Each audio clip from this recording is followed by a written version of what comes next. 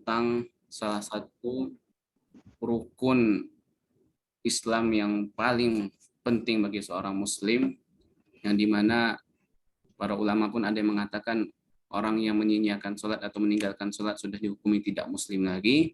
Dan juga ibadah ini, amalan ini merupakan syarat juga diterimanya seluruh amalan-amalan manusia nanti di hari kiamat. Jika baik, jika benar perkara ini, jika diterima oleh Allah perkara sholat seorang hamba ini, maka akan juga diterima jugalah seluruh amalan kebaikan dia. Dan juga begitu sebaliknya, jikalau tidak lolos verifikasi amalan dia ini, perkara sholat dia ini, seorang hamba selama dia berada di dunia, maka seluruh amalan dia yang dia lakukan, zakat, bersedekah, membantu orang, berbakti kepada orang tua pun juga akan sirna dan tidak ada nilainya, tidak juga lolos verifikasi di hadapan Allah Azza wa Jalla. Kemudian kita juga nanti akan membahas bagaimana kekhusyukan itu kita dapatkan, kemudian apa makna khusyuk itu, kemudian apa sebenarnya faidah ataupun feedback yang kita dapatkan jika kita khusyuk kita dalam melaksanakan sholat. Ya, tapi di sini sebelum kita masuk dalam pembahasan mengapa harus khusyuk, sini ada sedikit tipe ya. Ya ikhwati fillah rahimakumullah, kita pahami ya bahwasannya alhamdulillah kita memiliki suatu agama dengan kitab yang diturunkan oleh Allah Azza wa Jalla, Al-Qur'an, sebagai petunjuk pedoman hidup ya, sebagai petunjuk pedoman hidup bagi kita seorang umat muslim dan juga bagi seluruh umat manusia secara umum. Ya, dikatakan bahwasanya syahrul Ramadan alladzi unzila fihi al-Qur'an hudan linnas wa bayyinatin minal huda wal furqan. Saat Allah Azza wa Jalla menurunkan Al-Qur'an, maka Al-Quran itu berfungsi sebagai apa? Hudan linnas. Dia adalah petunjuk bagi seluruh umat manusia, komprehensif, universal. Berbeda dengan kitab-kitab lainnya. Kitab Taurat itu khusus untuk kaumnya Nabi Musa. Wa ataina Musa kitab wa ja'alnahu hudan li bani Israil. Maka kami jadikan Taurat itu sebagai petunjuk khusus untuk Bani Israel saja. Tempat tertentu hanya lokal saja Bani Israel. Tetapi Al-Quran Allah turunkan untuk seluruh umat manusia secara universal, zaman kapanpun, dimanapun, dan sampai kapanpun. Dan juga lihat Al-Quran itu lengkap semuanya, diceritakan, dijelaskan tentang bagaimana pedoman hidup. Ada 4 pedoman hidup dalam Al-Quran yang pembahasan pokok ya yang dibicarakan dalam Al-Quran untuk kita sebagai umatnya. Yang pertama adalah tentang perkara teologis akidah, tentang akidah. Dan yang kedua, implementasi dari akidah tersebut yang biasa kita sebut dengan ibadah. Yang pertama adalah akidah, kemudian yang kedua ibadah. Kemudian yang ketiga adalah implementasi akidah dan keimanan itu dalam kehidupan bermasyarakat, dalam kehidupan sosial, biasa kita sebut dengan muamalah. Kemudian yang keempat itu berisi tentang hiasan-hiasan kepribadian seorang muslim yang biasa disebut dengan akhlak. Maka Al-Quran menjelaskan pedoman bagi kita tentang akidah, bagaimana kita beribadah kepada Allah, kemudian tentang ibadah secara khusus, kemudian muamalah kita dengan orang-orang, dengan saudara-saudara kita, kemudian akhlak bagaimana seorang muslim itu bersifat. Nah, kita akan bahas pokok dikitnya saja dari ibadah ini tentang perkara sholat. Ya, dikit saja dengan perkara sholat. Ikhwati fillah rahimakumullah.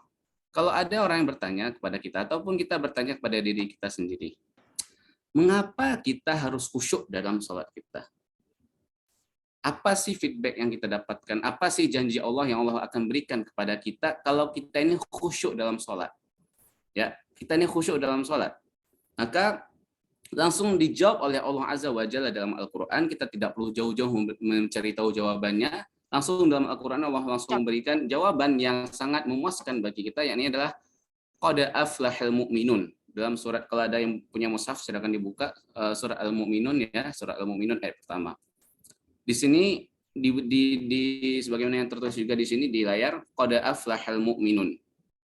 Qad aflahal mu'minun alladzina hum fi salatihim khashi'un. Ayat artinya adalah sesungguhnya benar-benar. Aflah itu artinya beruntung, sukses, bahagia al-mu'minin, orang-orang yang beriman. Coba kita petik sedikit-sedikit perkata daripada ayat ini. Di sini Allah menggunakan kalimat atau kata qad di awalnya. Maka dalam ilmu bahasa Arab, dalam Al-Quran itu, kalau ada kata-kata qad di dalam ayat Al-Quran, maka dia dua fungsinya. Yang pertama di sini adalah li ta'kid wa tahqiq.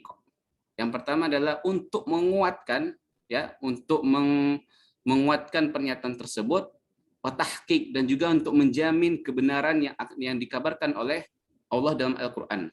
Jadi dua fungsi qad itu. Selain menguatkan juga pasti menjadi jaminan. Kalau Allah yang sudah menjamin, maka tidak akan ada keraguan di dalam hati seorang beriman. Kalau misalnya aneh mengatakan atau ustaz-ustaz yang mengatakan, mungkin itu masih bisa diragukan ataupun harus di cross check. Tapi kalau sudah Allah yang memastikan, Allah yang sudah menjamin, maka sudah pasti sesuatu itu akan kita dapatkan. Maka di sini Allah menggunakan kata-kata qad. Allah pun tidak menggunakan kata-kata qad di dalam Al-Quran, maka kita pasti juga harus mengimani itu benar, karena kita beriman pada Al-Quran.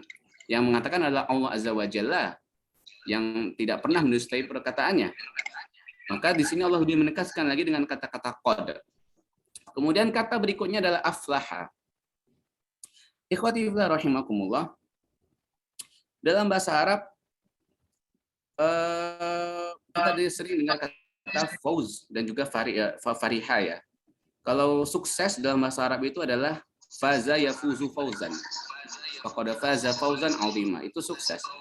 Kalau bahagia dalam bahasa Arab itu seperti bahasanya fariha yafrahu, artinya bahagia. Tetapi makna atau kata yang mengandung dua makna ini, sukses dan juga bahagia, itu adalah falah. Adalah falah. Dan kemudian kalau misalnya kesuksesan itu dan kebahagiaan itu digenggam oleh seseorang dan menjadi suatu yang pasti dalam semua aktivitas dia, maka berubah bahasa Arabnya menjadi aflaha. Maka aflaha di sini adalah bermakna adalah sesungguhnya benar-benar Allah jamin kesuksesan dan kebahagiaan selalu menyertai siapa? Maka di kata berikutnya al-mu'minun. Mereka adalah orang-orang yang beriman. Ikhwati fillah rahimakumullah. Al-mu'minun itu adalah kata sifat, isim fa'il, nama dalam bahasa Arab. Ada kata yang telah berlalu seperti ya ayyuhalladzina amanu, wahai orang-orang yang beriman. Itu step pertama, itu tahapan yang paling rendah, orang yang beriman. Kemudian jika keimanan itu terus-menerus di-upgrade terus-menerus keimanan tersebut dalam diri dia, maka berubah menjadi fi'il mudhari atau present tense, ya kalau dalam bahasa Inggrisnya. Maka dia terus dalam keimanan dia menjadi yu'minun. Seperti dalam ayat Quran, alladzina yu'minuna bil ghaib, orang-orang yang beriman terhadap perkara-perkara ghaib. Nah, kalau lebih di atas itu lagi, di atas fi'il mudhari, di atas kata kerja menjadi kata sifat. Iman yang sudah melekat dalam diri dia sehingga menjadi identitas yang tidak terlepas dari diri dia, maka menjadi al-mu'minun, orang-orang yang beriman. Jadi yang beruntung kata Allah Azza wa Jalla itu bukan yang amanu, bukan yang yu'minu, bukan, tetapi ada al-mu'minun. Mereka adalah orang-orang yang sudah menjadi identitas keimanan dalam diri dia. Ya, sampai sini paham insyaallah. Insyaallah paham. Kemudian bentar. Tadi Allah dalam ayat pertama ini Allah sudah menjamin bahwasanya yang berbahagia, sukses di dunia dan juga di akhirat itu adalah orang-orang beriman. Maka seperti apa orang-orang beriman itu? Orang-orang beriman itu salah satu cirinya, salah satu kuncinya adalah untuk mendapatkan titel orang beriman dan mendapatkan kebahagiaan dunia dan akhirat, maka dijawab di ayat keduanya. Alladzina hum fi sholatihim khashi'un, yaitu adalah mereka orang-orang, alladzina, ini kata sambung, hum, mereka, fi sholatihim, dalam sholat mereka. Kenapa mereka dalam sholatnya khashi'un, adalah orang-orang yang khusyuk, orang-orang yang khusyuk.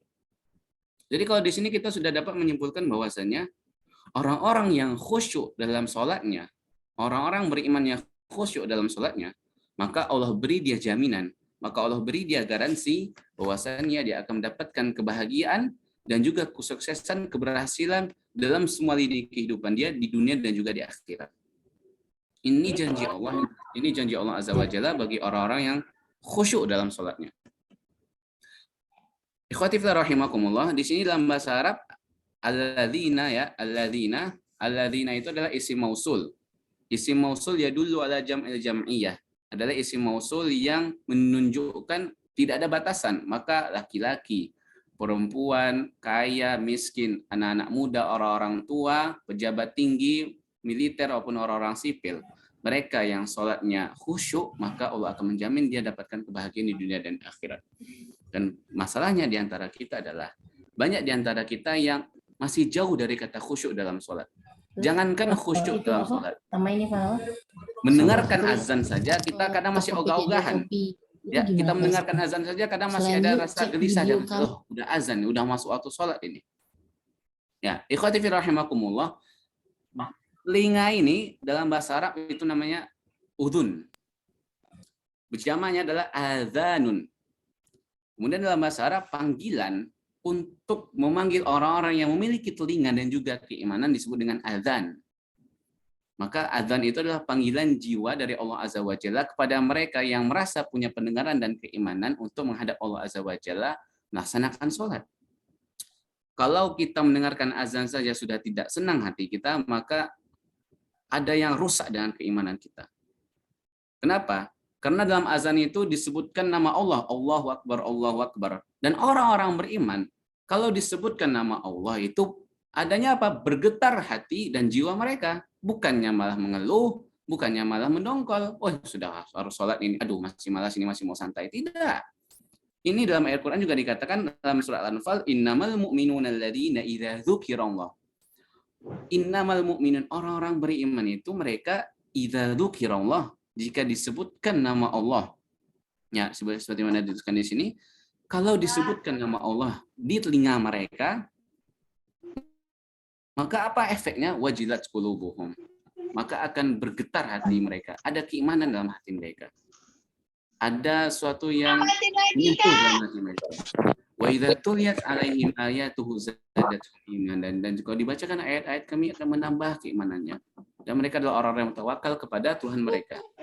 Maka itu adalah janji Allah bagi orang-orang yang khusyuk dalam sholatnya.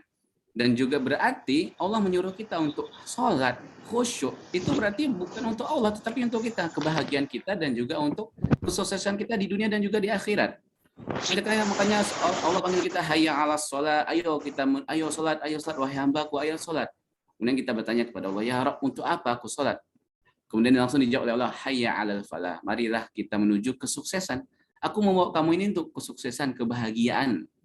Maka 5 kali kita dipanggil oleh Allah Azza wa Jalla dalam sehari untuk apa? Untuk bahagia, untuk meraih kesuksesan itu. Itu untuk meraih kekhusyukan itu. Maka kalau kita lihat dalam diri para sahabat zaman-zaman Rasulullah SAW, mereka yang sangat gemar melaksanakan sholat khusyuk dalam sholat mereka, memenuhi panggilan Allah Azza wa Jalla, itu mereka sukses dan bahagia dalam semua lini kehidupan mereka.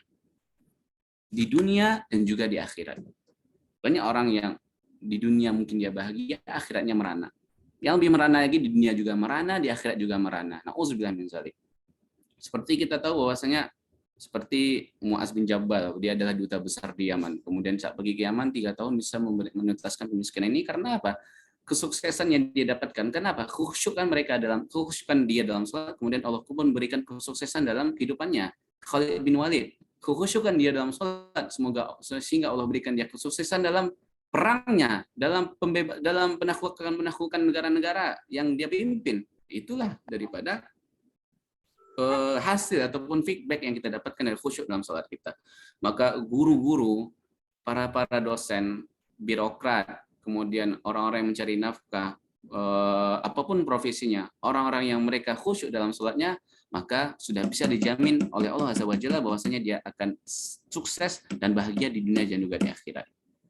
Bukankah kita, wahai ikhwah wa akhwat, sering berdoa dalam diri kita, Rabbana atina fid dunya hasanah wa fil akhirati hasanah wa qina adzaban nar.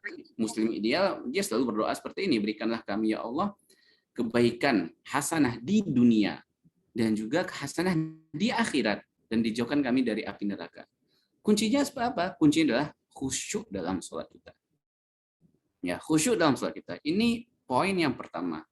Jadi, ikhwati fillah rahimakumullah, bisa kita pahami bahwasanya dari sini, kalau kita belajar tentang namanya ada fikih atau filsafat fikih, ya, kenapa hukum ini diwajibkan, kenapa kok hukum ini sunnah, kenapa ini nggak boleh, maka bisa kita pahami bahwasanya suatu hukum itu diwajibkan itu sebenarnya bukan untuk memberatkan kita, bukan untuk memberatkan hambanya. Tapi untuk apa? Tapi untuk menyempurnakan nikmat Allah kepada kita. Contoh lainnya seperti selain daripada sholat, contohnya wudhu saja. Wudhu dalam surat Al-Maidah ayat 6 ini, ya, ini permulaan sholat, ya. Syarat sahnya sholat, Allah juga paksa kita untuk agar kita mendapatkan kemuliaan. Seperti di akhir daripada ayat Al-Maidah ini, Allah mengatakan, ma yuridullahu yaj'ala 'alaikum min haraj. Allah itu nggak mau membebani kalian, Allah itu tidak mau merepotkan kalian, tidak mau membuat kalian susah. Tidak, bukan itu tujuan Allah menyuruh kalian wudhu, membersihkan wajah, muka, berkumur-kumur, kemudian tangan dan kaki segala macam. Tidak, Allah tidak mau membuat kalian sulit. Bukan itu tujuannya. Tetapi apa? Walaki yuridu liyutahhirakum. Tetapi Allah itu maunya liyutahhirakum. Allah itu mau mensucikan kalian, menyucikan diri kalian. Batinah wa zahirah, baik luar maupun dalam hati kalian. Kemudian apa selanjutnya selain mensucikan diri kita? Kemudian Allah langsung katakan wal yutimma ni'matahu 'alaikum, dan juga untuk menyempurnakan nikmatnya kepada kalian. Agar apa? Kalian la'allakum tashkurun, agar kalian bersyukur kepada Allah Azza wa Jalla. Jadi kalau kita bertanya dalam diri kita, untuk apa kita khusyuk dalam sholat kita? Seorang mukmin khusyuk dalam sholatnya, maka jawabannya adalah Allah sudah menjamin bahwasanya orang-orang yang khusyuk dalam sholatnya, Allah akan berikan bahwasanya aflahal mukminun, dia akan aflah, dia akan sukses di dunia dan juga dia akan sukses di akhirat. Tapi ikhwati fillah rahimakumullah, itu poin yang pertama tentang kenapa sih kita harus khusyuk gitu.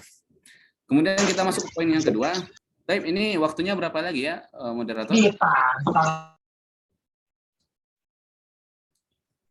Waktunya tinggal berapa lagi? 40 menit lagi, Set. Berapa? 40 menit, Set. 40 menit. Ya, Set. Oke, baik. Bisa kita selesaikan ya. Ini karena di sini juga sudah muazan sekitar 40 menit lagi. Oke. Ikhwati fillah rahimakumullah, sekarang kita akan bahas apa itu makna khusyuk sebenarnya. Kita sering dengar khusyuk dalam sholat, khusyuklah dalam beribadah. Sebenarnya apa sih makna khusyuk itu yang sering kita ucapkan sehari-hari itu? Maka ini sudah langsung dijawab dalam Al-Quran.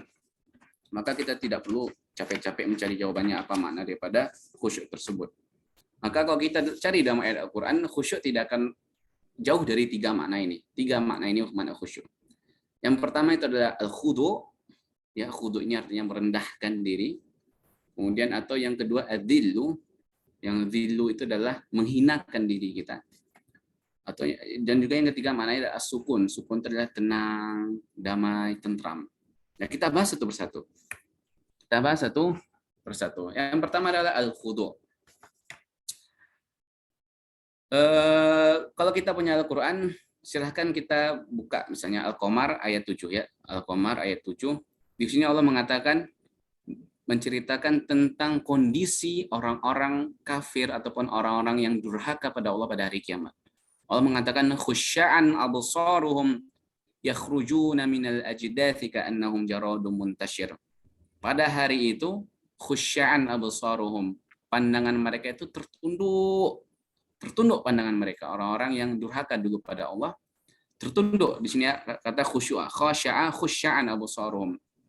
Mereka itu tertunduk yakhrujuna minal ajdath, saat mereka keluar dari kubur, ya, dibangkitkan oleh Allah Azza wa Jalla.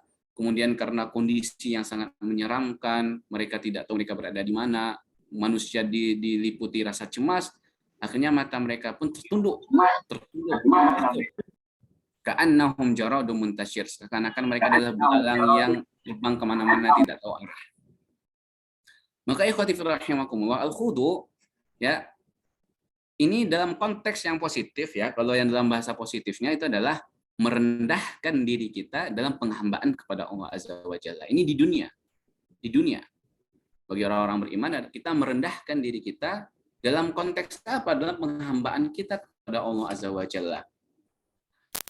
Adapun orang-orang yang tidak mau selama di dunia dia tunduk kepada Allah Azza wa Jalla, tidak mau dia bersujud kepada Allah Azza wa Jalla, maka makna negatifnya nanti pada hari kiamat, maka Allah akan paksa mereka untuk direndahkan oleh Allah. Allah akan paksa mereka dan Allah akan rendahkan mereka di hadapan semua makhluknya. Ini makna khusyuk yang pertama. Ini adalah khudu, adalah merendahkan diri kita. Jadi ada dua, ada yang berisi negatif ataupun positif. Yang positif itu bagi kita orang-orang beriman di dunia ini, yakni kita merendahkan diri kita di hadapan Allah. Jadi itu makna khusyuk yang pertama. Adapun khusyuk dalam akhirat, orang-orang yang tidak mau tunduk pada Allah di dunia, maka Allah akan paksa dia tunduk pada hari kiamat. Maka itu sudah hukum alamnya. Siapa yang sudah tunduk pada Allah di dunia ini, maka Allah akan agungkan dia di hari kiamat. Dan orang-orang yang tidak mau tunduk pada Allah pada di dunia, maka Allah akan hinakan dia, maka Allah akan rendahkan dia, ya Allah akan rendahkan dia serendah-rendahnya pada hari kiamat. Ini makna yang pertama. Khudu. Kemudian makna yang kedua adalah adzillu. Apa itu adzillu? Adzillu ini artinya adalah hina atau menghinakan diri. Dalam surat ini Al-Qalam, bisa kita lihat di layar.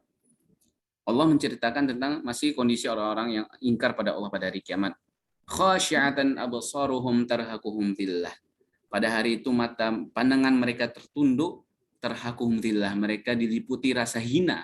Mereka diliputi kehinaan dari Allah Azza wa Jalla. Kenapa mereka dihinakan oleh Allah Azza wa Jalla? Kenapa mereka terhina pada hari kiamat? Wa qad kanu yad'una ila sujudi wa hum salimun. Dulu ini mereka adalah orang-orang yang diperintahkan, diajak oleh ustaz-ustaz, diajak oleh kawan-kawannya untuk apa? Untuk sujud, untuk menyembah Allah, untuk sujud kepada Allah, khusyuk pada Allah, wa hum salimun. Tetapi mereka menolak karena apa? Salimun, mereka ini hidupnya sejahtera selama berada di dunia. Petantang petenteng, bangga, kemudian senang dengan harta yang dimiliki, bangga dengan jabatan yang didapatkan, kemudian merasa angkuh dengan semua kemewahan-kemewahan dunia yang didapatinya, sehingga dia merasa tidak perlu untuk sujud kepada Allah Azza wa Jalla. Mereka lupa ada Fir'aun yang memiliki kerajaan yang begitu besar, dihancurkan oleh Allah. Mereka lupa dengan Qarun yang memiliki harta kekayaan yang begitu besar, dibenamkan oleh Allah Azza wa Jalla dalam tanah. Mereka lupa dengan kaum-kaum Samud dan seterusnya yang ingkar kepada Allah, kemudian Allah binasakan mereka. Kenapa? Mereka wahum salimun. Mereka ini merasa ya hidup mereka sejahtera, tidak perlu dengan Allah Azza wa Jalla, tidak perlu sholat, tidak perlu untuk meminta pertolongan pada Allah, sudah senang dengan kebahagiaan dunia, jabatan, kemudian harta dunia dan segala macamnya. Maka orang-orang seperti ini nanti yang akan dihinakan oleh Allah Azza wa Jalla. Maka dalam konteks yang positif, zil ini ya, zillu atau zillah dalam konteks yang positif adalah bagi kita di dunia ini kita menghinakan diri kita. Ya, memang kita pantas untuk menghinakan diri kita. Di hadapan apa? Di hadapan Tuhan yang paling istimewa dan yang paling berkuasa. Karena kita adalah makhluk dan Allah adalah Khalik. Kita tidak memiliki kekuatan apa-apa. Allah adalah yang maha berkuasa, maha kuat dan segala macam. Maka kita hinakan diri kita di hadapan Allah Azza wa Jalla. Dengan cara apa? Kita menundukkan kepala kita di atas sejadah. Ikhwati fillah rahimakumullah. Ya, kita tahu ya bahwasanya kepala ini adalah simbol daripada kemuliaan. Oh, ini kepala ini paling tidak boleh nih dipukul, kemudian tidak boleh diinjak, tidak boleh berada di tanah untuk seorang makhluk, nggak boleh. Tetapi khusus untuk Allah kita hinakan diri kita dengan apa? Kita turunkan kepala kita di atas sejadah untuk Allah Azza wa Jalla. Kalau di Arab Saudi itu kepala ini adalah tanda kehormatan. Jadi kalau misalnya di Arab Saudi ini kalau kita kan biasa ustaz-ustaz itu kita cium tangannya ya kan, ataupun guru-guru kita cium tangannya. Kalau di Saudi tidak dicium tangannya, tetapi dicium apa? Dicium keningnya, dicium kepalanya, dicium ubun-ubunnya sebagai bentuk apa? Sebagai bentuk ta'zim, bentuk menghormati, bentuk memuliakan orang-orang yang berilmu, orang-orang soleh di Arab Saudi seperti itu. Jadi kita cium keningnya dan kepalanya. Karena apa? Kening atau kepala ini adalah simbol daripada kemuliaan. Kalau sudah tertunduk dia, maka dia berarti sudah menghinakan diri dia. Maka orang-orang yang enggan sujud pada Allah, orang-orang yang enggan menghinakan dirinya pada Allah Azza wa Jalla pada saat berada di dunia, maka Allah akan pastikan bahwasanya nanti di akhirat Allah akan paksa dia tunduk dan hina pada hari kiamat. Ikhwati fillah rahimakumullah, harus kita pahami, harus kita ketahui bahwasanya walaupun tidak ada satupun manusia di bumi ini yang sujud pada Allah, tidak ada yang menghinakan diri mereka pada Allah Azza wa Jalla, maka tidak akan sedikit pun mengurangi keagungan Allah. Tidak akan mengubah status Allah sebagai Rabbul Alamin. Tidak akan mengubah status Allah sebagai yang memiliki penguasa langit dan bumi. Tidak. Allah tetaplah Allah Azza wa Jalla. Maupun kita beriman ataupun tidak. Maupun kita bersujud pada Allah ataupun tidak. Kita khusyuk ataupun tidak, maka status Allah Azza wa Jalla tidak akan pernah tergantikan. Orang-orang yang menghinakan diri dia kepada Allah selama berada di dunia, Allah nanti akan muliakan dia di hari kiamat. Itu sudah feedbacknya sudah pasti seperti itu. Dia menghinakan diri dia di dunia, maka Allah akan muliakan dia di akhirat. Orang yang tidak mau menghinakan diri dia di dunia, tidak mau sujud, tidak mau tunduk pada Allah, Allah akan hinakan dia di akhirat. Itu sudah hukum alamnya seperti itu. Ada suatu hadis yang mengatakan bahwasanya wa izzati la ajma'u fi abdi khaufaini wa amnain. Aku tidak akan mengumpulkan dalam jiwa satu hambaku itu dua rasa aman dan juga dua rasa takut. Idza aminani abdi fid dunya amantuhu, idza khafani fid dunya amantuhu yaumal qiyamah. Jika seorang hambaku itu dia takut kepadaku, dia sudah menghinakan diri dia kepadaku, dia sudah bersujud kepadaku, takut akan azabku, apa feedbacknya? Amantuhu yaumal qiyamah. Aku akan beri dia rasa aman, garansi keamanan pada hari kiamat. Begitu juga hukum sebaliknya. Wa idza aminani fid dunya, kalau dia merasa aman dari azabku, dia tidak tunduk padaku, dia tidak menghinakan dirinya padaku, dia tidak mau khusyuk beribadah kepadaku, tidak mau tunduk kepadaku, maka apa feedbacknya, apa hukumannya? Akhaftuhu yaumal qiyamah. Maka aku akan berikan dia rasa takut pada hari kiamat. Ini sudah hukum sunnatullahnya. Maka orang-orang yang sekarang merasa aman di dunia, tidak perlu pada Allah Azza wa Jalla, nanti Allah akan hinakan dia pada hari akhirat. Makna yang ketiga adalah as-sukun. Makna yang ketiga adalah as-sukun. Apa itu as-sukun? As-sukun itu artinya adalah ketenangan. Ya, sukun itu artinya tenang. Sakinah, makanya kalau kita ada orang yang menikah itu kita doakan mendapatkan sakinah, mawaddah warahmah, mendapatkan ketenangan. Karena pasangan dengan pasangan itu mereka memberikan ketenangan saat mereka dekat satu sama lainnya, maka akan ada ketenangan dalam hati pasangan mereka. Kemudian mawaddah, ada tumbuh rasa cinta dan juga rahmat dari Allah Azza wa Jalla. Maka sukun di sini artinya adalah ketenangan. Kita lihat dalam surat At-Toha, ini juga masih menceritakan keadaan pada hari kiamat, di mana dikatakan yauma idzi yattabi'una da'iya la iwajalah. Pada hari itu seluruh manusia mengikuti da'iyah, seruan orang-orang yang seruan penyeru. Para mufassir mengatakan ini adalah malaikat Israfil ataupun Allah Azza wa Jalla yang menggiring manusia keluar dari alam kubur. La iwajalah, tidak belok-belok kanan belok kiri, enggak. Apa yang diperintahkan lurus-lurus ya. Mereka apa yang diperintahkan oleh Allah Azza wa Jalla, pergi ke sini, pergi ke situ, pergi sana mereka. Enggak ada mereka mau nyasar ke sini kanan kiri, enggak, kemudian enggak mengikuti seruan belok-belok kiri kanan enggak, mereka lurus sesuai dengan apa yang diperintahkan. Wa khasyi'atil aswatu lirrahman, di sinilah kata-kata khusyuknya. Wa khasyi'atil aswatu lirrahman, dan pada hari itu suara-suara itu tenang, tidak ada yang bersuara. Fala tasma'u illa hamsa, maka kamu tidak mendengarkan apa-apa pada hari kiamat itu kecuali hanya bisik-bisik saja. Kenapa? Karena orang takut semuanya. Orang dalam keadaan cemas, orang dalam keadaan genting, orang dalam keadaan kekhawatiran, ketakutan yang begitu besar. Akhirnya tidak ada yang berani ngomong. Makanya tenang pada hari itu. Suara-suara semuanya terdengar. Maka khusyuk makna yang ketiga adalah ketenangan. Apa itu? Yaitu sifat tenang yang melahirkan ketentraman. Sifat tenang yang melahirkan ketentraman. Jadi itu ya makna khusyuk ya. Jadi bukan harus fokus. Kemudian apa? Karena kalau kita katakan fokus-fokus, orang susah mengartikan fokus-fokusnya maksudnya apa.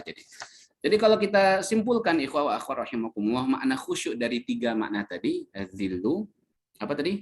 Al-khudu'u, merendahkan diri, kemudian adzillu, menghinakan diri kita. kemudian juga as-sukun, ketentraman. Maka kalau kita gabungkan ketiga makna ini yang ada dalam Al-Quran, maka bisa kita ambil kesimpulan makna daripada khusyuk itu adalah sifat penghambaan kita. Sifat penghambaan diri seorang hamba serendah-rendahnya. Serendah-rendahnya. Semakin rendah, semakin khusyuk. Semakin kita merasa rendah, semakin khusyuk kita dalam sholat. Dan menghinakan keadaan kita di hadapan siapa? Di hadapan Allah Azza wa Jalla. Sehingga melahirkan ketentraman dan ketenangan dalam jiwa. Jadi itu 3 poinnya. Jadi kita merendahkan diri kita dalam penghambaan kepada Allah, kemudian juga kita menghinakan diri kita di hadapan Azza wa Jalla yang Maha Agung. Untuk apa? Akhirnya sehingga melahirkan ketentraman dan juga ketenangan dalam jiwa. Maka puncaknya adalah ikhwati fillah rahimakumullah, orang-orang yang merasa tenang dalam sholatnya, khusyuk dalam sholatnya, maka banyak kita lihat orang-orang itu menangis. Puncaknya adalah menangis, terseduh-seduh saat membaca ayat-ayat Al-Quran. Apalagi membaca ayat-ayat tentang azab. Maka kalau kita belum pernah menangis dalam sholat kita belum pernah sedih dalam sholat kita, maka berdoalah kepada Allah Azza wa Jalla agar diberikan taufik dan hidayat, kelembutan hati kita agar tertunduk dengan ayat-ayat Allah Azza wa Jalla dan bisa membuat kita menangis dalam ayat Al-Quran. Lalu kita bertanya dalam diri kita, kapan kita terakhir kali menangis dalam sholat kita? Maka kita tidak heran melihat orang-orang yang sangat tenang dalam sholatnya, lama dalam sujudnya, bisa setengah jam, bisa 1 jam. Kemudian bisa sholat 2 rakaat itu sampai 30 menit. Makanya para sahabat Rasulullah SAW menghabiskan surat Al-Baqarah, Ali Imran, An-Nisa, dan juga Al-Maidah dalam 1 rakaat. Kenapa? Karena khusyukan itu sudah mereka dapatkan. Karena nikmatnya ibadah itu sudah mereka dapatkan. Sehingga melahirkan ketentraman dan juga ketenangan dalam jiwa mereka. Ikhwati fillah rahimakumullah, ini makna khusyuk secara bahasanya. Jadi ada 3 tadi, khudu dan juga zillu dan juga sukun. Dan juga kalau kita masih belum bisa merasakan ketenangan dan juga kekhusyukan dalam sholat kita, maka mintalah kepada Allah Azza wa Jalla agar dilembutkannya hati kita agar kita bisa fokus dalam melaksanakan sholat yang kita lakukan. Ikhwati fillah rahimakumullah. Oke, baik. Sekarang kita akan bahas tentang apa korelasi antara khusyuk dalam sholat, kemudian juga keimanan dan juga khosyah dan juga rasa takut.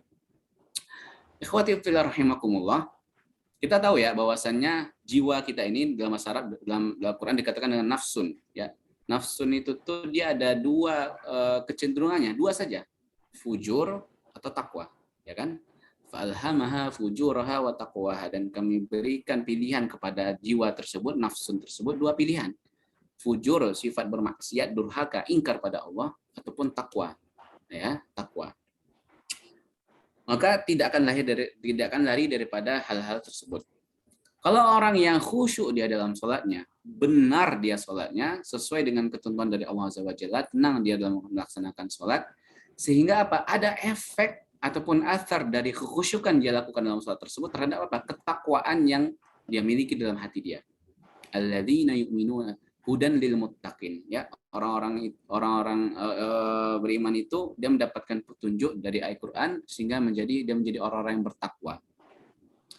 Orang yang khusyuk kemudian dia melahirkan sifat takwa dari diri dia, kemudian takwa tersebut mempengaruhi keimanan dia sehingga keimanan tersebut semakin besar. Ya, alladzina yu'minuna bil ghaib, akhirnya tumbuhlah rasa khasyah, rasa takut pada Allah Azza wa Jalla. Karena kita tahu bahwasanya keimanan itu akan melahirkan rasa khasyah, dan kekufuran akan menghilangkan rasa khasyah, rasa takut, sehingga dia gemar bermaksiat kepada Allah Azza wa Jalla. Ini sudah ketentuannya kayak gini. Karena iman yazid wa yanqus, ya. Semakin banyak ibadah dia dilakukan, yazid bil ta'ah wa yanqus bil ma'siyah. Semakin banyak ketaatan yang dilakukan, semakin banyak salat yang dilakukan, semakin khusyuk dia dalam salatnya, sehingga melahirkan keimanan yang besar dan akhirnya mempengaruhi esensi daripada khasyah, rasa takut dia kepada Allah Azza wa Jalla. Ini sudah pasti. Ini sudah pasti. Maka singkatnya apa? Singkatnya adalah orang-orang yang benar salatnya, ya, maka keimanan dia itu akan mengarahkan pada hal-hal yang baik-baik saja. Ya, seluruh anggota badan dia akan melakukan yang baik-baik saja. Maka kalau kita perhatikan dalam ayat Al-Quran, Maka banyak Allah perintahkan anggota-anggota badan kita ini melakukan hal-hal yang baik, dimulai dengan panggilan orang-orang yang beriman. Contohnya mata saja, mata. Dikatakan dalam ayat Quran surah An-Nur, kullil mu'minina yaghuddu min absarihim. Wahai Muhammad, katakanlah, kepada siapa dikatakan? Mukminin, orang-orang yang merasa beriman dan benar keimanan dia. Karena keimanan itu tuh akan melahirkan rasa takut. Untuk apa? Yaghuddu min absarihim, sehingga agar mereka menundukkan pandangan mereka. Mata mereka ini jaga dari maksiat-maksiat yang haram-haram, tundukkan mata mereka. Itu contohnya daripada mata saja, atau dalam telinga, dalam ini lisan, lidah. Ayat Quran juga mengatakan ya ayyuhalladzina amanu la yaskhar qaumun min qaumin. Wahai orang yang beriman, orang-orang yang merasa ada keimanan dalam diri dia, keimanan itu harus membawa kepada kebaikan dan mencegah daripada kemungkaran. Apa yang harus dilakukan? La yaskhar qaumun min qaumin. Kamu jangan saling menghina satu sama lain, saling mencerca. Mulut kamu ini jangan saling memaki orang gitu loh. Tidak boleh. Maka keimanan seseorang yang benar dari hasil khusyukan dalam sholat tersebut akan memberikan dampak dalam diri dia seperti perbuatan-perbuatan kebaikan, rasa takut pada Allah Azza wa Jalla, dijauhkan daripada perbuatan fahsya wal munkar. Ini adalah korelasi antara khusyuk dan juga keimanan. Sehingga keimanan itu melahirkan rasa khasyah, rasa takut pada Allah Azza wa Jalla. Maka rasa takut pada Allah Azza wa Jalla ini adalah juga ciri khasnya orang-orang berilmu, ikhwah wa akhwat. Dalam ayat Quran dikatakan ulama. Karena orang-orang yang mengenal Allah Azza wa Jalla, khusyuk dalam sholatnya, kemudian dia takut pada Allah, mereka disebut dengan orang-orang ulama, orang-orang yang berilmu. Innama yakhsyallaha min ibadil ulama. Orang-orang yang takut pada Allah adalah orang-orang ulama saja. Maka orang-orang yang tidak pernah tahu tentang Allah, tidak tahu tentang sholat bagaimana yang khusyuk, tidak ada tumbuh rasa khasyah, maka akan membawa kepada fujur, membawa kepada kemaksiatan, membawa kepada mungkar. Jadi ini adalah korelasi antara khusyuk dan juga ketakwaan kita, iman dan juga khasyah pada Allah Azza wa Jalla. Baik. Sekarang kita akan bahas tadi kita sudah bahas tentang khasyah, iman dan juga takwa. Ini kita akan bahas tentang khusyukan dalam sholat itu tuh hakikatnya dia akan mencegah dari perbuatan keji dan mungkar sebagaimana yang kita sebutkan di awal. Kita sering membaca tentang ayat Al-Quran, utlu ma uhiya ilaika minal kitabi wa aqimus shalah. Kemudian innas sholata tanha 'anil fahsya'i wal munkar. Karena sesungguhnya salat itu mencegah dari perbuatan keji dan mungkar. Pertanyaannya adalah betapa banyak sekarang kita lihat orang-orang yang salat. Ya, salat dia 5 waktu, bahkan ditambah dengan rawatib, salat-salat sunnah, tetapi kita lihat dalam dirinya masih banyak kemaksiatan. Dan jangan kita lihat orang, kita saja. Kita melihat diri kita ini masih kita melaksanakan sholat 5 waktu, bahkan dengan rawatibnya lengkap 12 rakaat, tetapi masih belum bisa mencegah diri kita dari perbuatan keji dan mungkar. Maka yang berarti yang salah bukan sholat, berarti yang salah adalah sholat kita yang salah, bukan ayat Al-Quran ini yang salah. Karena ayat Al-Quran sudah memastikan bahwasanya sholat itu, khusyukan dalam sholat itu, yang membuat sifat takwa dan juga keimanan bertambah sehingga menghadirkan rasa takut pada Allah Azza wa Jalla. Kemudian rasa takut pada Allah Azza wa Jalla itu mencegah dia dari perbuatan fahsya wal munkar. Kalau kita tidak berhasil, maka berarti yang salah adalah kita, yang salah adalah sholat kita, bukan ayat Al-Quran ini yang salah. Ikhwati fillah rahimakumullah, di sini kita sering mendengar fahsya wal munkar. Ini ada beda nih maknanya fahsya wal munkar. Fahsya ini bentuk mufradnya adalah fahisyah. Fahisyah adalah seluruh perbuatan dosa, kemungkaran yang berkaitan dengan kemaluan. Ya, berkaitan dengan kemaluan. Wala taqrabuz zina innahu kana fahisyatan wa sa'a sabila. Jangan kamu dekati zina karena zina itu adalah perbuatan yang sangat keji. Fahisyah dia berkaitan dengan kemaluan. Karena sumber kekejian dan dosa itu hanya 2 saja, kemaluan dan juga perut. Nah, wal mungkar, nah ini mungkar adalah sumber-sumber keburukan, kejahatan yang berasal dari perut dan juga akal. Mencuri, merampok, korupsi, mencaci maki orang, kemudian membunuh, kemudian menyakiti tetangga dan segala macam, ini perbuatan mungkar namanya. Dan perbuatan yang berkaitan dengan kemaluan maka disebut dengan fahisyah. Jadi kalau masih ada di antara kita, bahkan banyak di antara kita orang-orang muslim yang kita dalam keseharian kita masih sholat 5 waktu, tetapi belum berhasil untuk mencegah diri kita dari perbuatan keji dan mungkar. Masih banyak kita melihat pemandangan-pemandangan yang Allah haramkan. Masih banyak kita melakukan dosa dalam keadaan sendiri. Masih banyak kita melakukan dosa-dosa bahkan secara terang-terangan zaman sekarang ini. Maka yang salah adalah sholat dia. Maka ikhwati fillah, penyebab sholat itu gagal mencegah kemungkaran itu dua saja. Ada dua saja. Yang pertama adalah dia lalai dalam sholatnya. Ini kita sering hafal semua ayat Al-Ma'uniyah, fawailun lil musallin. Maka celakalah orang yang sholat. Kita saat membaca ini seakan-akan kita takut bahwa kok aku sholat makin celaka seperti itu. Dan akhirnya Allah jawab, bukan semua orang yang sholat yang celaka itu, tetapi alladzina hum an sholatihim sahun. Yang celaka itu adalah mereka yang dalam sholatnya itu tuh mereka itu tuh lalai. Lalai maksudnya adalah mengundur-undur waktu. Zuhur jam 1, nantilah jam 2, nantilah jam setengah 3 gitu kan. Dilalai-lalaikan waktu mereka sholat. Diakhir-akhirkan. Maka ini disebut dengan melalaikan sholat. Maka dalam Al-Quran ini disebut dengan pakai an. An itu adalah dari. Jadi belum masuk dia dalam sholat itu, tapi dia melalaikan waktu sholat itu. Jadi dia memanjangkan waktunya. Nantilah aku sholat, diundur-undur waktunya. Maka ini yang pertama yang bikin kita sholat kita masih gagal menyelamatkan kita dari keji dan mungkar adalah kita melalaikan waktu. Kita perhatikanlah diri kita. Kalau kita mau tidak melalaikan waktu, ya sholat berjamaah di masjid. Sholat berjamaah di masjid. Kalau sudah masbuk, sudah apalagi lewat sejam itu sudah masuk dalam melalaikan sholat. Maka sholat kita itu tidak akan berhasil mencegah kita dari perbuatan keji dan mungkar. Itu yang pertama. Jadinya melalaikan melaksanakan sholat. Waktunya kita undur-undur. Sering kita melakukan seperti itu. Kemudian yang kedua adalah menyia-nyiakan sholat. Kalau satu melalaikan, yang kedua adalah menyia-nyiakan sholat. Bagaimana menyia-nyiakan sholat tersebut? Menyia-nyiakan sholat itu adalah imma dia tidak sholat, maksudnya bolong-bolong sholatnya. Mungkin di antara kita masih ada yang bolong-bolong sholatnya. Kemudian atau sholat dengan tergesa-gesa, atau sholat dengan wudhunya tidak benar, atau sholat bacaannya dia tidak paham, atau sholat tapi pikirannya entah kemana-mana, itu masuk dalam menyia-nyiakan sholat. Dia menyia-nyiakan sholat tersebut, tidak melaksanakan dengan secara sempurna, maka itu tidak akan berhasil menjadi dia dari dalam ayat Quran ini dikatakan fakhalafa min ba'dihim khalfun adha'us shalah.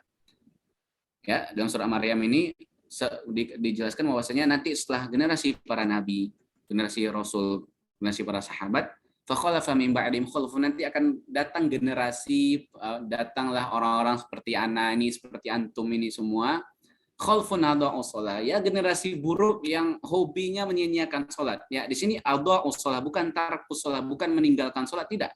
Kalau dia meninggalkan salat mutlak, maka para ulama banyak mengatakan dia udah kafir, dia keluar daripada agama Islam.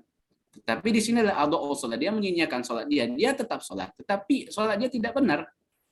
Maka apa efeknya dari perbuatan dia itu? Salatnya lalai, kemudian salatnya tidak benar, salatnya cepat-cepatan, tidak khusyuk. Maka efeknya apa? Di sini Allah jelaskan wattaba'u syahwat. Maka dia pasti akan cenderung untuk mengikuti hawa nafsu dia, mengikuti syahwat dia. Gagal mencegah daripada perbuatan fahsya. Gagal. Karena apa? Karena salatnya tidak benar. Gagal mencegah daripada perbuatan mungkar. Gagal. Karena apa? Dia mengikuti syahwat. Dan syahwat ini hanya dua saja dia. Imma fahsya, imma mungkar.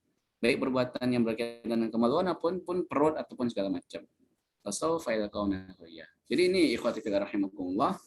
Kalau kita pahami kenapa sholat kita ini, ataupun banyak orang sekarang yang masih sholat tetapi tidak ada bekas dalam diri dia, maka yang salah adalah sholatnya, yang salah adalah pribadinya, yang salah adalah bagaimana dia melaksanakan sholat tersebut. Maka banyak kita lihat orang-orang yang sholat tetapi masih mempermainkan ayat-ayat Allah.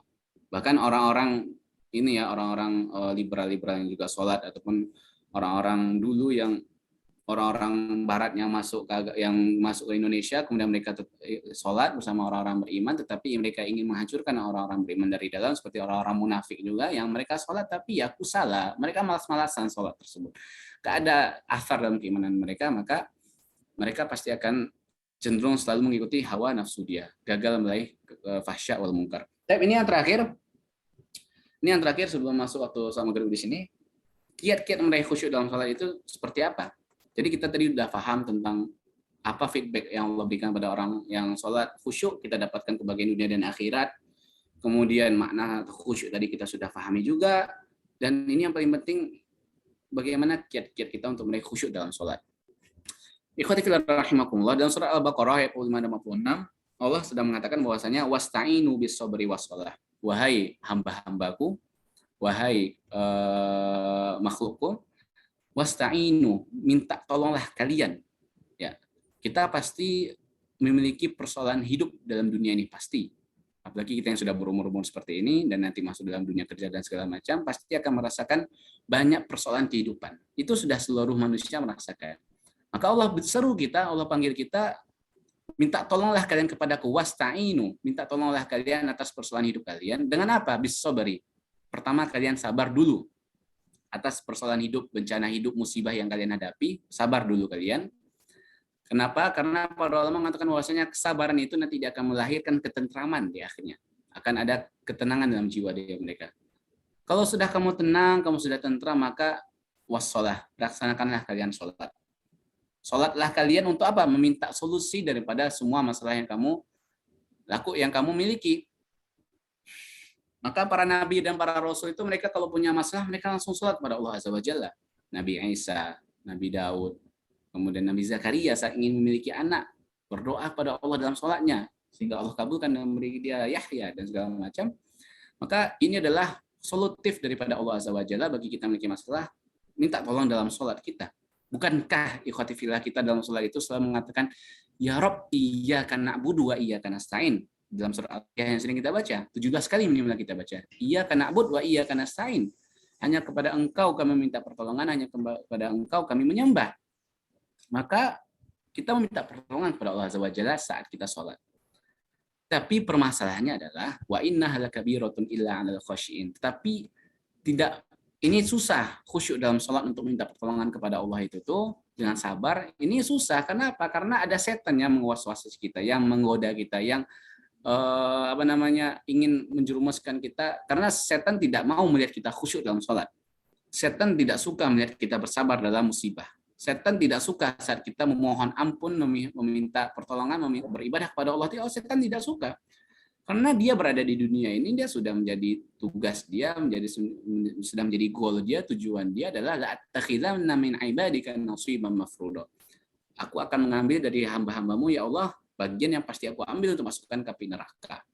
Ini sudah janji dia akan menggoda-goda kita.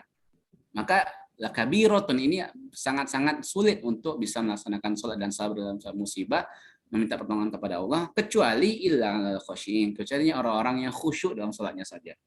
Maka di sini kemudian di ayat berikutnya Allah berikan cara ataupun kiat-kiat bagaimana orang khusyuk tersebut bisa khusyuk. Alladzina yadhunnuna annahum mulaqu rabbihim.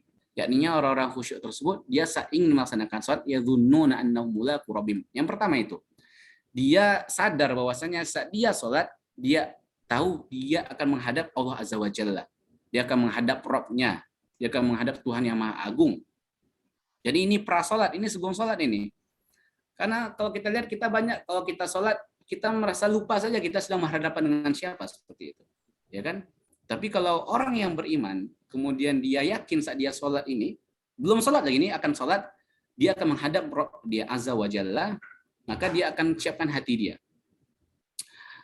Dengan cara apa? Nah, maka dalam ayat Al-Qur'an yang lain di sini maka dalam ayat Quran Al-A'raf dikatakan ya ayyuhalladzina amanu khudzu zinatakum 'inda kulli masjidin, wahai orang beriman, kenakanlah pakaian terbaikmu saat kalian masuk dalam masjid untuk sholat. Jadi yang pertama adalah karena dia yakin dia akan bertemu dengan Rabb-nya, dia akan memakai kenakan pakaian yang terbaik. Bukankah ini antum-antum ini kalau misalnya dipanggil rektor ya kan, dipanggil dekan ya kan, ataupun dipanggil wali kota misalnya itu ataupun gubernur di kantor kegubernuran, bukankah kita menggunakan pakaian terbaik kita ya kan?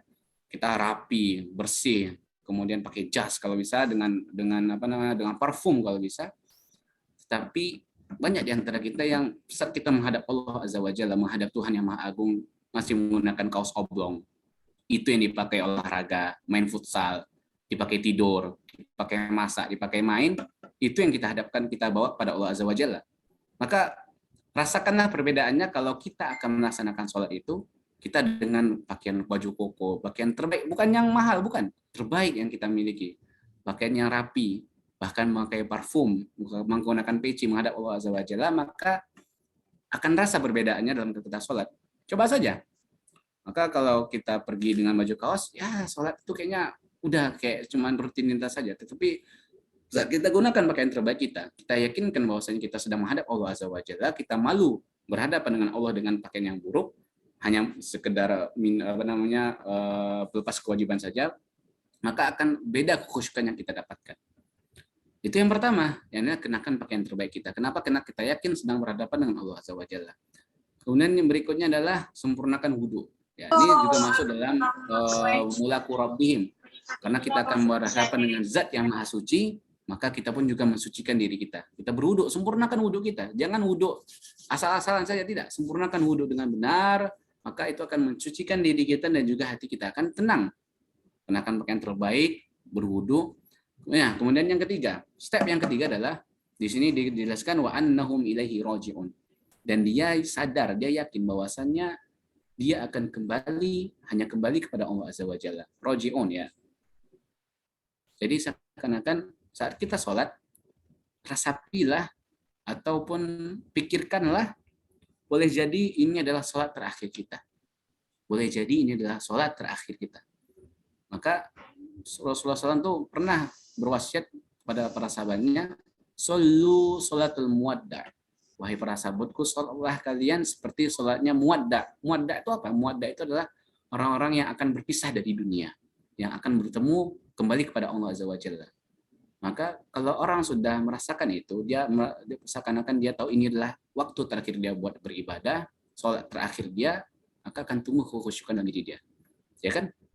Coba kalau kita misalnya dikasih waktu 1 hari untuk hidup, besok kita akan dieksekusi mati misalnya, maka 1 hari itu setiap sholat yang kita lakukan pasti kita akan khusyuk.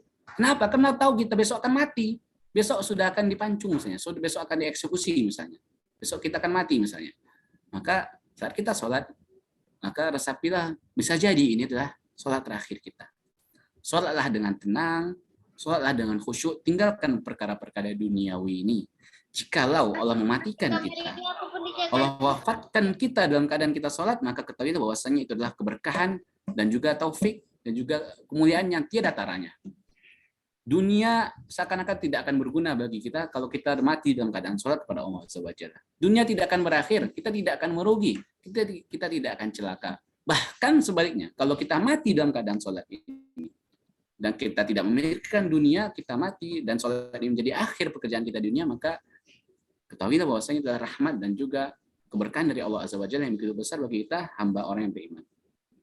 Kemudian yang terakhir, ikhwati fillah, penutupnya adalah baca, resapi, dan fahami setiap makna bacaan sholat kita. Saat kita takbir pada Allah, Allahu Akbar, Allah yang maha besar. Kita fahami bahwasanya ya Rob, aku ini hambamu yang sangat kerdil, kecil, tidak ada apa-apanya dibandingkan engkau yang maha besar, maka aku pun menundukkan diriku kepadamu. Baca, pahami makna Al-Fatihah, kemudian ruku, sujud, baca-bacaan yang kita baca dalam sholat kita ini, kalau kita tidak paham, maka kita tidak susah untuk sholat khusyuk itu. Tetapi kalau kita paham, kita tahu artinya, kita tahu maknanya, maka setiap apa yang kita baca dalam ayat Al-Quran, dalam sholat kita, maka itu bisa menghantarkan kita kepada khusyukan. Wallahu a'lam bishawab. Ikhwati rahimakumullah, mungkin itu yang bisa Anda sampaikan pada kesempatan yang berbahagia ini. Terlebih dan kurang mohon maaf. Kebaikan datang daripada Allah Azza wa Jalla. Mohon maaf apabila ada kekurangan dalam penyampaian. Apabila ada yang kata-kata yang membuat tersinggung ataupun yang tidak pada tempatnya, nah mohon maaf. Wabillahi taufiq wal hidayah. Assalamualaikum warahmatullahi wabarakatuh. Waalaikumsalam warahmatullahi wabarakatuh. Syukran Ustaz. Masya Allah, alhamdulillah. Baik ikhwati fillah semua. Bagi ikhwati fillah yang ingin bertanya mengenai materi kita yang luar biasa ini, tafadhol ditanyakan.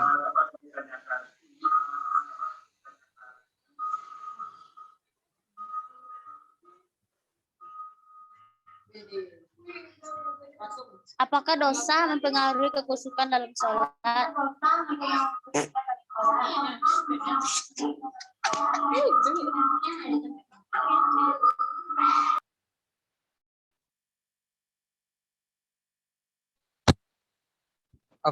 Apakah kita kumpulkan pertanyaan dulu atau langsung dijawab satu persatu, Ustaz?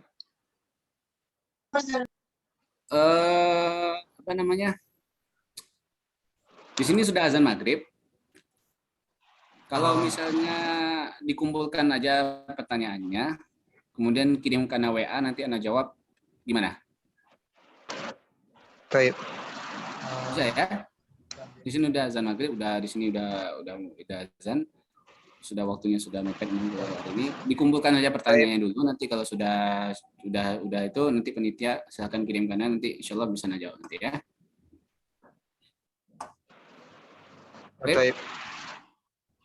Terima kasih Ustaz. Nasta'dzinukum, Ana izin dulu, salat sudah azan di sini ya. Baik Ustaz. Baik. Terima kasih Ustaz. Assalamualaikum warahmatullahi wabarakatuh. Waalaikumsalam warahmatullahi wabarakatuh.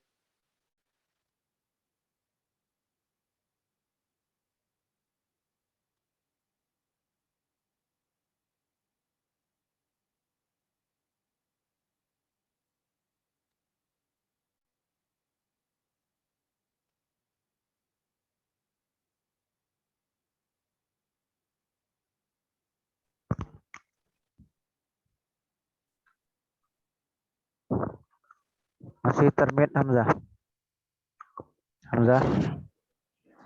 Baik, ikhwatifillah semua, karena Ustadznya sudah memasuki waktu maghrib di sana, marilah kita tutup tasqif kita pada malam hari ini dengan mengucapkan alhamdulillahirabbil alamin, dan disempurnakan dengan doa kafaratul